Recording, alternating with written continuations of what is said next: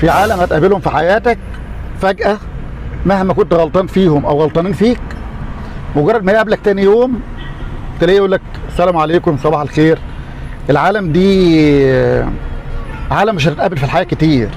العالم الغلط عندها مؤقت لدرجة ان هو ينسى اللي تم معاه في لحظة معينة بسرعة ينسى الإساءة ويفتكر فقط الحاجة الحلوة. العالم دي عالم نظيفة. لو قابلك حد من النوعية دي تمسك بيه، عيش معاه واعرف ان انت مع حد قلب ابيض. لو انت كده يا بخت اللي هيتعامل معاك، ولو قابلت حد من النوعية دي يبقى يا بخته بيك، يا بخت اللي قلبه ابيض واللي بيعيش في الوضع ده والطريقة دي. شكرا يا ستي. مش عاوز اطول عليكم، لكن قابلنا واحد دلوقتي اخ لينا، كنا حصل موقف دلوقتي والدنيا ما كانتش حلوه قوي امبارح.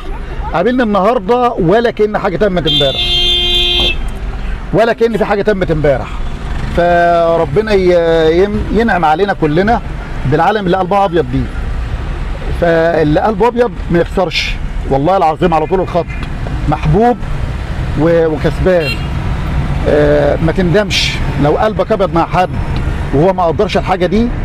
لو انت حد بتنسى اللي بيحصل فيك بسرعه، والغلط اللي بتاع امبارح انت ما انتش فاكره النهارده، اعرف ان انت في نعمه كبيره من ربنا. اعرف ان ربنا نعم عليك براحه ببياض القلب وراحه البال. ده هتلاقي نتيجته في يومك، في وقتك، في شغلك، مع اولادك. رب سبحانه وتعالى كريم هيعوض لك كل ده. فانت ما تندمش ان قلبك ابيض وحلو مع العالم، وبتحب البشر وبتحب البني ادمين، ومش بتزعل من حد. وحتى لو زعلت زعلك مؤقت، زي ما كنا بنقول افضل العالم اللي زعله بعيد ورضاه قريب. يعني لما تلاقي بني ادم صعب قوي ان انت يزعل منك، وفي نفس الوقت لو انت جيت راضيه تلاقي مرضيته قريبه، ده افضل بني ادم تتعامل معاه. في بني ادم بيبقى زعله قريب لكاك، بيتلكك من اقل حاجه يتضايق، وصلحه بعيد، ده بيبقى التعامل معاه متعب شويتين. لا، احنا عاوزين نكون من البشر اللي زعلهم بعيد ورضاهم قريب. العالم دي بتبقى قلبها ابيض، قلبها نظيف.